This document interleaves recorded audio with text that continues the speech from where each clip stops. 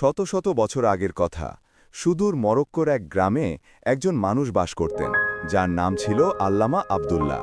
সেই নামটি নিছক কোনো পরিচয় ছিল না, তা ছিল ধার্মিকতা, সততা এবং জ্ঞানের এক প্রতিশব্দ। দূর দূরান্ত থেকে মানুষ তার কাছে আসত শুধুমাত্র একটি সৎ পরামর্শের আশায়। তিনি ছিলেন জীবন্ত এক ইবাদতখানা। সময় মতো নামাজ আদায় করতেন, রোজা রাখতেন, অভাবীদের দুহাত ভরে খয়রাত দান করতেন।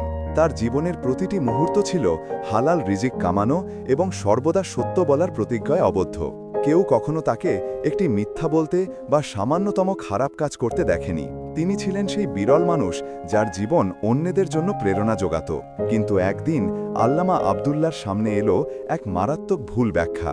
তিনি কোথায় যেন পড়লেন যে ব্যক্তি পৃথিবীতে একটি নেকি করবে সে দুনিয়াতে 10টি নেকি এবং পরকালে আখেরাতে 70টি নেকির সওয়াব পাবে।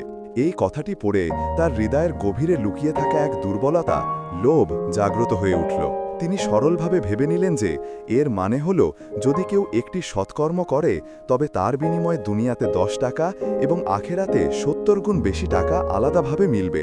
এই মারাত্মক চিন্তাটি আসা মাত্রই তিনি ভাবলেন যে ছোট ছোট খয়রাত করে সেই বরকত ও সাবাবের হিসেব রাখা যায় না। তাই তিনি সিদ্ধান্ত নিলেন, কেননা একবারে সব দান করে দেওয়া হোক এবং তার বদলে দুনিয়াতেই 10 গুণ বেশি টাকা পাওয়া যাক। আর সেই বিপুল অর্থ পেয়ে বাকি জীবনটা আরাম আয়েশে কাটানো হোক, সাথে পরকালে 70 গুণ বেশি সাবাব তো পাওয়া যাবেই। এই লোভনীয় চিন্তা আসা মাত্রই তার মনের শান্তি উড়ে গেল এবং রাতের ঘুম হারিয়ে গেল। এভাবেই শুরু হলো এক নেককার মানুষের জীবনে লোভের এক ভয়ানক যাত্রা। আল্লামা আবদুল্লাহর তখনও বিয়ে হয়নি এবং তার কোনো আপন আত্মীয়ও ছিল না। পিতার কাছ থেকে উত্তরাধিকার সূত্রে তিনি যে জমি পেয়েছিলেন, তিনি তার সেই সমস্ত জমি, গবাদি পশু এবং নিজের সমস্ত সম্পত্তি বিক্রি করে দিলেন। এই বিক্রির মাধ্যমে আল্লামা আবদুল্লাহ যে বিশাল অর্থ পেয়েছিলেন, সে তা গরিব দুঃখী মানুষের মধ্যে বিলিয়ে দিতে শুরু করলেন। তার এই বিপুল দানশীলতার, সাখাওয়াতের খ্যাতি দূর দূরান্ত পর্যন্ত ছড়িয়ে পড়ল। আশেপাশের গ্রাম এবং দূর দূর থেকে আসা অসহায় ও অভাবী মানুষজন তার কাছে আসত এবং প্রচুর পরিমাণে খয়রাত পেয়ে মন থেকে তাকে দোয়া দিতে দিতে সেখান থেকে চলে যেত। লোকেরা আল্লামা আবদুল্লাহর এই অভূতপূর্ব দানশীলতা দেখে খুবই আশ্চর্য হতো। তারা যখন এই দানের পেছনের আসল কারণ জিজ্ঞেস করত, তখন তিনি কোনো না কোনো অজুহাত দেখিয়ে তাদের টুকিয়ে দিতেন এবং আসল কথাটি কাউকে বলতেন না। গ্রামবাসীদের তখন এই ধারণা হয়েছিল যে আল্লামা আবদুল্লাহ হয়তো এখন গ্রাম ছেড়ে গভীর জঙ্গলের দিকে যাবেন কিংবা কোনো পাহাড়ের গুহায় বসে কেবল আল্লাহর ইবাদত করবেন। কিন্তু এমন কিছুই ঘটল না। আল্লামা আবদুল্লাহর সব অর্থ শেষ হয়ে গিয়েছিল।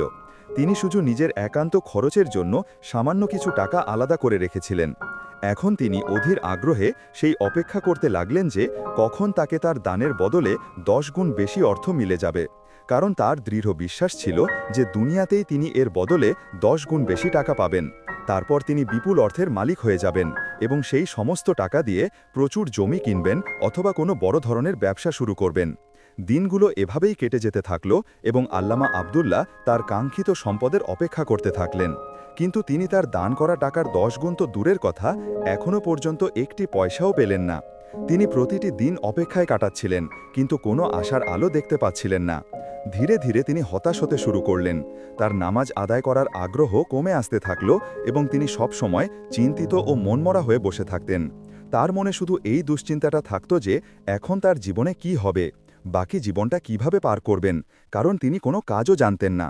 লোকেরা আল্লামা আবদুল্লাহর এই বিশাল পরিবর্তন দেখে খুব অবাক ছিল। যখন লোকজন তাকে জিজ্ঞেস করত যে আপনি নামাজ পড়া এবং নেক কাজ করা কমিয়ে দিলেন কেন, তখন তিনি তাদের কোনো উত্তর না দিয়ে কেবল চুপ হয়ে যেতেন।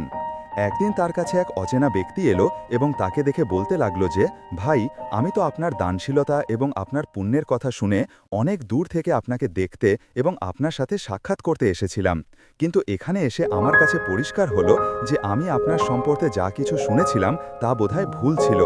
আসলে এর পেছনের কারণ কি? আল্লামা আবদুল্লাহ যখন এই কথাগুলি শুনলেন, তো তিনি তার প্রশ্নটি এড়িয়ে গেলেন এবং অন্য প্রসঙ্গ নিয়ে কথা বলতে শুরু করলেন। কিছুক্ষণ পরে সেই অচেনা লোকটি সেখান থেকে চলে গেল। কিছুকাল পেরিয়ে যাওয়ার পর সেই অচেনা লোকটি তার কাছে আবার ফিরে এলো। তার বেশভূষা এবার কিছুটা অদ্ভুত ছিল। লম্বা সাদা দাড়ি, বড় বড় চুল ছিল তার। শরীর ছিল রোগা পাতলা এবং লম্বা। সে এসে সেই একই কথা বলতে শুরু করল যে, আল্লামা আব্দুল্লাহ সাহেব, আমি তো আপনার নেকির আলোচনা শুনে এসেছিলাম। কিন্তু এবার আল্লামা আব্দুল্লাহ তার কথাটি মাঝপথেই কেটে দিলেন এবং তাকে বলতে লাগলেন যে, ভাই সাহেব, তোমার কি আর কোনো কাজ নেই যে তুমি এত লম্বা দূরত্বের পথ পেরিয়ে বারবার আমার কাছে চলে আসো?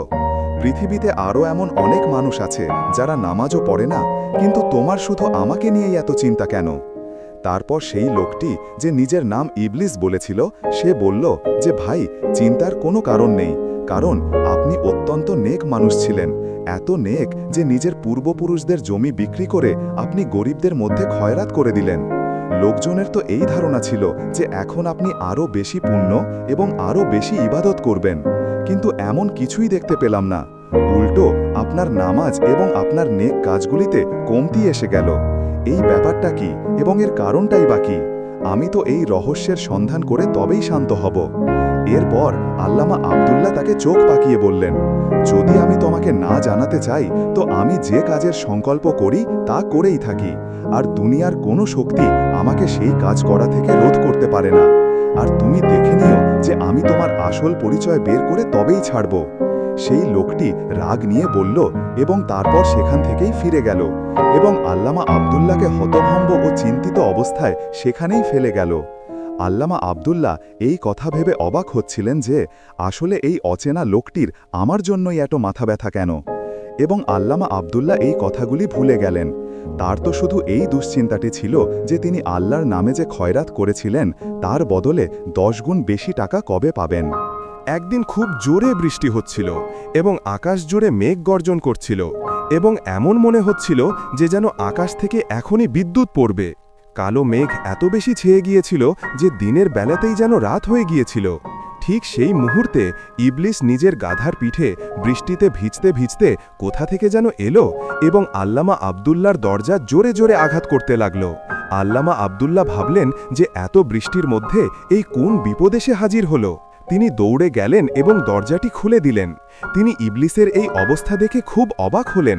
তার পরনের কাপড় ছেঁড়া, দাড়ি বড় হয়ে গিয়েছে।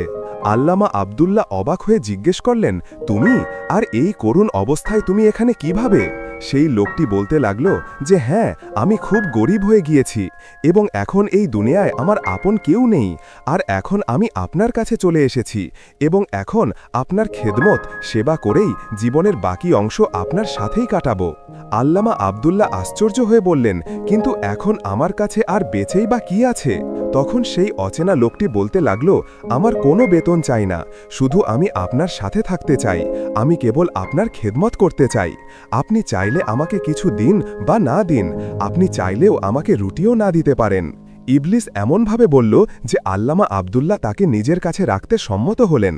তারপর ইবলিস বেশ কিছুদিন ধরে আল্লামা আব্দুল্লাহর খেদমত করতে থাকল। সে তার ঘরের সমস্ত কাজ করত, তার হাত পা টিপে দিত, জঙ্গল থেকে কাঠ কেটে আনত, সংক্ষেপে সব ধরনের কাজই করত। আল্লামা আব্দুল্লাহ তার উপর খুবই খুশি ছিলেন যে তিনি বিনামূল্যে একজন কর্মচারী পেয়ে গেলেন।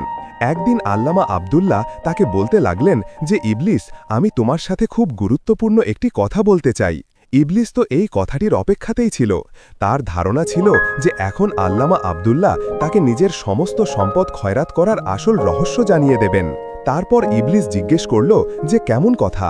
কিন্তু আল্লামা আব্দুল্লাহ বলতে লাগলেন যে কথাটি হলো যে আমার কাছে সমস্ত সম্পদ শেষ হয়ে গিয়েছে, আমার কাছে এত টাকাও নেই যা দিয়ে আমি একবেলার খাবার কিনতে পারি।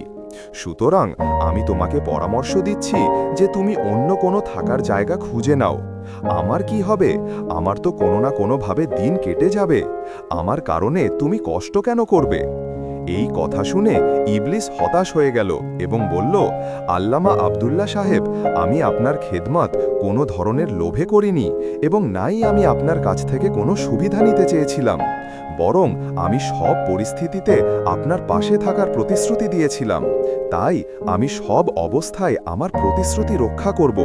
কিন্তু আমাকে একটি কথা জানিয়ে দিন যে আপনি আপনার বাপ-দাদার সম্পত্তি খয়রাতে কেন দান করেছিলেন এবং এত বড় পুণ্যের কাজ করার পরেও নামাজসহ বাকি নেক কাজ কেন ছেড়ে দিলেন? আল্লামা আব্দুল্লাহ এই কথা শুনে হতবাক হয়ে গেলেন এবং বলতে লাগলেন, আমি তো ভেবেছিলাম যে এতদিন পেরিয়ে যাওয়ায় তুমি এই কথা ভুলে গিয়েছ। এমন গুরুত্বপূর্ণ কথাও কি কেউ ভুলতে পারে? আল্লামা আব্দুল্লাহ সাহেব, আমি এতদিন ধরে আপনার খেদমত করলাম। আমি আপনার কাছে বেতন বা অন্য কোনো বস্তু চাইনি। শুধু আপনি আমাকে এই কথাটির রহস্য বলে দিন যে আপনি আপনার বাপদাদার সম্পত্তি খয়রাতে কেন দান করে দিলেন। আপনি কি আমাকে শুধু এতটুকু কথা জানাতে পারেন না? ইবলিশ অত্যন্ত দুঃখিস করে আল্লামা আব্দুল্লাহকে এই কথাটি বলল, যে আল্লামা আব্দুল্লাহও এই কথাগুলি শুনে নরম হয়ে গেলেন। তারপর আল্লামা আব্দুল্লাহ সমস্ত ঘটনাটি তাকে শোনালেন এবং বললেন, আমার ধারণা ছিল যে আল্লাহর পথে খয়রাত করার পর তার থেকে 10 গুণ বেশি আমাকে মিলে যাবে এবং আমি ধনী হয়ে যাব। কিন্তু এত মাস অপেক্ষা করার পরেও এই করুণ অবস্থা যে এখন উপোস দেওয়ার পরিস্থিতি এসেছে। ইবলিশ গভীর মনোযোগ দিয়ে তার কথা শুনতে থাকল। যখন আল্লামা আব্দুল্লাহ তার কথা শেষ করলেন, তখন ইবলিশ বলল, আপনি কি কারো কাছ থেকে এই কথাটির সত্যতা নিশ্চিত করিয়েছিলেন যে এই কথাটি সত্যি? আল্লামা আব্দুল্লাহ বলতে লাগলেন, জি হ্যাঁ, আমি শহরের বড় মৌলবীর কাছে গিয়ে এই কথাটি জানতে চেয়েছিলাম এবং তিনি আমাকে বলেছিলেন যে এই কথাটি শতভাগ সঠিক। কিন্তু এখন আমার জানা হলো যে এই কথাটি মিথ্যা ছিল। আল্লামা আব্দুল্লাহ বললেন। তারপর ইবলিস তার চোখের দিকে তাকিয়ে বলল, আপনার খুব বড় ভুল হয়ে গিয়েছে। কেমন ভুল? আল্লামা আব্দুল্লাহ চোখ পাকিয়ে বললেন। তখন ইবলিস বলতে লাগলো যে, আমার মানে হলো যে যদি আপনি আল্লাহর নামের বদলে শয়তানের নামে এই খয়রাত করতেন, তবে আপনি 10 নয় বরং 20 গুণ বেশি পেতেন। কি বললে তুমি হতভাগা? আল্লামা আব্দুল্লাহ রাগ নিয়ে চিৎকার করে বললেন। চিৎকার করার কোনো প্রয়োজন নেই, আপনি শুধু আমার কথা শুনুন। ইবলিস বলল, আমার তোমার কোনো কথা শুনতে হবে না, আমার চোখের সামনে থেকে দূর হয়ে যাও। আমার তো তোমাকে শয়তানের অনুচর মনে হচ্ছে। আল্লামা আব্দুল্লাহ রাগ নিয়ে না জানি কি বলতে বলতে সেখান থেকে চলে গেলেন। তারপর ইবলিস এই পরিস্থিতিতে ভালো মনে করল যে চুপচাপ সেখান থেকে চলে যাওয়া হোক। ফলস্বরূপ সে নীরবে উঠে সেখান থেকে চলে গেল। আর আল্লামা আব্দুল্লাহ রাতভর তার বলা কথাগুলি নিয়ে চিন্তা করতে থাকলেন। যদি আল্লাহর নামের বদলে শয়তানের নামে নেকি করা হয় তো সে 20 গুণ বেশি পাবে। 20 গুণ বেশি। এই কথাগুলি ভেবে লোভে তার চোখ আরও বড় হতে থাকল। সে যত বেশি ভাবত তার মুখে ততই জল আসতে থাকত। আল্লামা আব্দুল্লাহ পুরো রাত জেগে থাকলেন।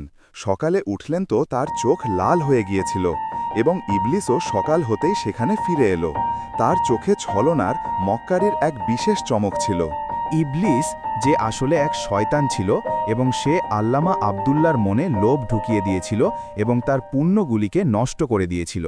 আল্লামা আব্দুল্লাহ তার মিষ্টি কথায় ফুসলে গেলেন এবং তিনি পাপ করে নিজের নেকিগুলি হারিয়ে ফেললেন। ইবলিস মাথা নিচু করে দাঁড়িয়েছিল। আল্লামা আব্দুল্লাহ তাকে নিজের কাছে ডাকলেন। তারপর ইবলিস বলতে লাগল যে, আল্লামা আব্দুল্লাহ সাহেব, আমার পরামর্শটি মেনে নিন। শয়তানের নামে বেশি না হলেও সামান্য কিছু টাকা খরচ করে দেখুন। যদি আমার কথা মিথ্যা হয় তো নিঃসন্দেহে আমার প্রাণ নিয়ে নিতে পারেন। তাদের দুজনের মধ্যে তখনও এই কথা হচ্ছিল যে হঠাৎ সেখান দিয়ে একজন ফকির যাচ্ছিল এবং বলতে লাগল যে, বাবা, আল্লাহর নামে 1 টাকা দিন, আল্লাহ আপনার ভালো করবেন। আল্লামা আব্দুল্লাহ এটা শুনে উঠলেন এবং দরজার কাছে গেলেন। তিনি ফকিরকে ডেকে বললেন যে, আল্লাহর নামের বদলে যদি তুমি শয়তানের নামে চাও তো তোমাকে 1 টাকা দেব। ফকির এই কথা শুনে সাথে সাথে বলল যে, ঠিক আছে, শয়তানের নামেই দিয়ে দিন। তারপর আল্লামা আব্দুল্লাহ দ্রুত তাকে 1 টাকা দিয়ে দিলেন। ফকির এটি দেখে হতবাক হয়ে গেল এবং আল্লামা আব্দুল্লাহকে দেখতে দেখতে সেখান থেকে চলে গেল। তারপর আল্লামা আব্দুল্লাহ ইবলিসের কাছে ফিরে এসে বললেন, আমি তোমার কথা মেনে নিয়েছি। এখন আমাকে বলো যে আমাকে 1 টাকার বদলে 20 গুণ বেশি কখন এবং কিভাবে মিলবে। তখন ইবলিস বলতে লাগল যে, আপনি শয়তানের নামে খয়রাত করেছেন, আপনাকে বেশি সময় অপেক্ষা করতে হবে না এবং নাই আপনাকে হতাশ হতে হবে। কাল সকালেই আপনি পাহাড়ের উপর যাবেন এবং সেখানে একটি পিপল অর্থাৎ অশ্বত্থের বিশাল গাছ আছে। তার পাশ থেকে একটি পাথর সরিয়ে নিচ থেকে 20 টাকা বের করে নেবেন। যদি আমার কথা মিথ্যা হয় তো আমি আপনাকে বলেছি যে যদি এই কথাটি মিথ্যা হয় তো আপনি আমাকে প্রাণে মেরে ফেলবেন। আল্লামা আব্দুল্লাহ তার কথা শুনে আশ্বস্ত হয়ে গেলেন এবং তিনি অস্থিরভাবে পুরো রাত সকাল হওয়ার অপেক্ষা করতে থাকলেন। যখন সকাল হলো তো তিনি দ্রুত দৌড়াতে দৌড়াতে পাহাড়ের দিকে গেলেন।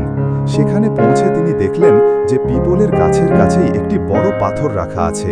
তিনি সেখান থেকে সেই পাথরটি সরালেন তো সেখানে সত্যিই 20 টাকা ছিল। তিনি সেই টাকাটি তুলে নিলেন এবং এখন আল্লামা আব্দুল্লাহর আনন্দের কোনো সীমা ছিল না। তিনি আনন্দে দৌড়াতে দৌড়াতে বাড়ি ফিরে এলেন। বাড়ি এসে দেখলেন তো ইবলিস ঘরে ছিল না। তারপর আল্লামা আব্দুল্লাহ নিজের প্রতিদিনের এই অভ্যাস গড়ে তুললেন যে তিনি রোজ শয়তানের নামে খয়রাত বিতরণ করতে লাগলেন। দূর দূর থেকে ফকিরেরা আসত এবং শয়তানের নামে খয়রাত পেয়ে সেখান থেকে চলে যেত। এখন তো আল্লামা আব্দুল্লাহর নাই আল্লাহর ভয় ছিল এবং নাই নিজের আশেপাশের মানুষের কাছ থেকে কোনো লজ্জা। লোভ তাকে নির্লজ্জ করে দিয়েছিল এবং লোকেরা তার এই করুণ অবস্থা দেখে খুব অবাক ছিল। লোকেরা তার কাছে এই পরিবর্তনের কারণ জানতে চাইল, কিন্তু তার কাছে দেওয়ার মতো কোনো উত্তর ছিল না। তিনি তো শুধু 20 গুণ টাকা বেশি পাওয়ার জন্য সব সময় চিন্তা করতেন। আল্লামা আব্দুল্লাহর কাছে প্রচুর সম্পদ জমা হয়ে গিয়েছিল, কিন্তু শয়তান তাকে এমনই পাগল করে দিয়েছিল যে তার মন ভরছিলই না। সে সব সময় আরও বেশি পাওয়ার লোভে থাকত। কেউ সত্যি বলেছে যে লোভী মানুষের পেট কখনো ভরে না। আর তারপর ইবলিস নিজের প্রাণ বাঁচানোর কথা ভাবল।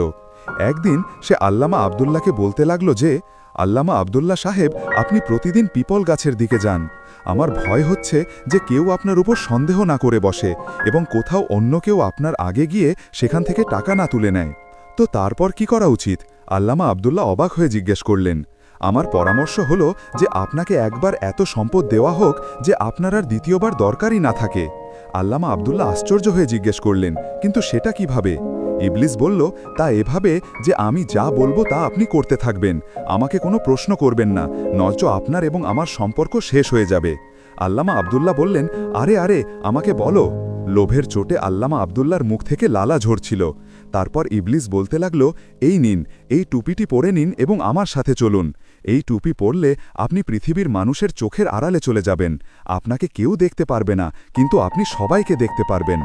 আল্লামা আব্দুল্লাহ এখন শয়তানের অনুচর হয়ে গিয়েছিলেন এবং তিনি শয়তানের প্রতিটি আদেশ মানার জন্য প্রস্তুত ছিলেন। তিনি শয়তানের দেওয়া টুপিটি পরে নিলেন। ইবলিস তাকে সাথে চলতে বলল, তো তিনি তার সাথে হাঁটতে শুরু করলেন। যখন তারা বাইরে বের হলেন তো গলি বাজারে মানুষ চলাফেরা করছিল, কিন্তু তাকে কেউ দেখতে পারছিল না। তারা চলতে চলতে সুলতান ফাহাদের প্রাসাদ পর্যন্ত পৌঁছে গেলেন এবং কোনো বাধা ছাড়াই তারা প্রাসাদে প্রবেশ করলেন। প্রাসাদে সুলতানের সিপাহী, চাকর, গোলাম সবাই নিজের নিজের কাজে ব্যস্ত ছিল, কিন্তু তাদের কেউ দেখতে পারল না। সুলতান নিজের কামরায় বসে খাবার খাচ্ছিলেন। শয়তান তাকে এক কোণে আটকে বলল যে, এখন মজা দেখুন। আল্লামা আব্দুল্লাহ প্রাসাদের সাজসজ্জা দেখে পাগল হয়ে যাচ্ছিলেন।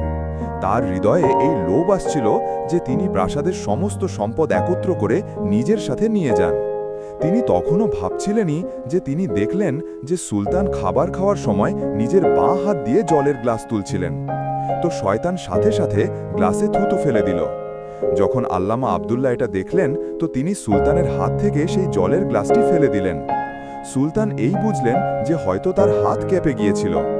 যখন শয়তান এটা দেখল যে আল্লামা আব্দুল্লাহ তার হাত থেকে জলের গ্লাস ফেলে দিয়েছে, তো শয়তান বলতে লাগলো, আমি তোমাকে বলেছিলাম যে আমার কোনো কাজে হস্তক্ষেপ করো না। সুলতান আবার বাঁ হাত দিয়ে জলের গ্লাস তুললেন। শয়তান আবার জলে থুতু ফেলে দিল এবং আবার আল্লামা আব্দুল্লাহ সেই জলের গ্লাস ফেলে দিলেন। এইবার শয়তানের ধৈর্যের বাঁধ ভেঙে গেল এবং সে আল্লামা আব্দুল্লাহকে বলতে লাগলো যে আমি তোমাকে বলেছিলাম যে আমার কোনো কাজে দখল দিও না। যদি এখনো তুমি বিরত না হও তো তোমার জন্য এটা ভালো হবে না। আল্লামা আব্দুল্লাহ যদিও লোভে অন্ধ হয়ে গিয়েছিলেন, কিন্তু তখনও তার ভেতরে পুণ্যের কিছু রেশ বাকি ছিল। তারপর তিনি শয়তানের কথা শুনে চুপ হয়ে গেলেন। সুলতান খাবার খাওয়ার আগে বিসমিল্লাও পড়েননি। তারপর শয়তান তার খাবারে থুতু ফেলে দিল এবং তৃতীয়বারের মতো আবার তিনি বাঁ হাত দিয়ে জলের গ্লাস তুললেন যে শয়তান আবার এর গ্লাসে থুতু ফেলে দিল। সুলতান তখনও জল পান করতে চাইছিলেন যে আল্লামা আব্দুল্লাহ আর নিজেকে ধরে রাখতে পারলেন না এবং তিনি আবার জলের গ্লাসটি নিচে ফেলে দিলেন এবং খাবারের দস্তরখানও উল্টে দিলেন। এবার শয়তানের সোহের সীমা পেরিয়ে গেল। সে আল্লামা আব্দুল্লাহর মাথার উপর থেকে সেই টুপিটি নামালো এবং সেখান থেকে পালিয়ে গেল। সুলতান হঠাৎ দেখলেন যে একজন অচেনা লোক হঠাৎ তার পাশে দাঁড়িয়ে আছে। সুলতান এই দৃশ্য দেখে রাগ নিয়ে বললেন যে তুই কে এবং তোকে এখানে আসার অনুমতি কে দিল? এখন আল্লামা আব্দুল্লাহ নিশ্চিত হয়ে গেলেন যে সুলতান তাকে ফাঁসি দেবেন। তিনি ভয়ে ভয়ে সুলতানকে বললেন, সুলতান ফাহাদ সালামাত, যদি প্রাণের নিরাপত্তা চান তো সত্যি সত্যি বলবো। সুলতান বললেন, বলো এবং সত্যি সত্যি বলো। এবং তারপর আল্লামা আব্দুল্লাহ তার খয়রাতের ঘটনা এবং শয়তানের ইবলিস রূপে আসা শুরু থেকে শেষ পর্যন্ত সমস্ত ঘটনা সুলতানকে শোনালেন। আল্লামা আব্দুল্লাহ বললেন যে আপনি 3 বারই গ্লাসটি বাঁ হাতে ধরেছিলেন এবং 3 বারই শয়তান তাতে থুথু ফেলে দিয়েছিল এবং আপনি খাবার খাওয়ার আগে বিসমিল্লাও পড়েননি, তাই সে আপনার খাবারেও থুথু ফেলে দিয়েছিল। আমি 3 বারই আপনার হাত থেকে সেই গ্লাসটি ফেলে দিলাম এবং আপনার খাবারকেও উল্টে দিলাম। আল্লামা আব্দুল্লাহ বলতে লাগলেন, সুলতান ফাহাদ সালামাত, আমি চাইনি যে আপনি শয়তানের থুথু দেওয়া জল পান করুন এবং এই এমন নোংরা খাবার খান।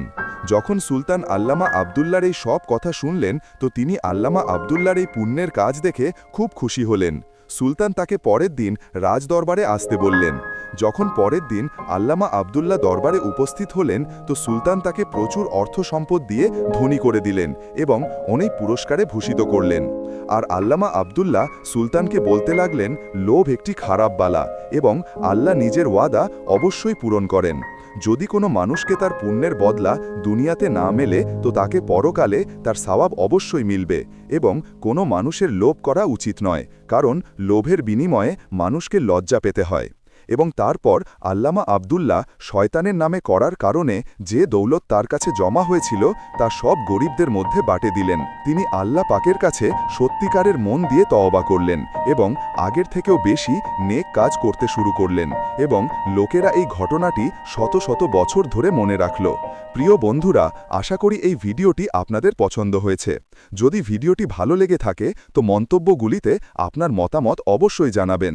আমাদের ইসলামিক ভয়েস বাংলা চ্যানেলটি সাবস্ক্রাইব করে দেবেন। ভিডিও দেখার জন্য অনেক অনেক ধন্যবাদ।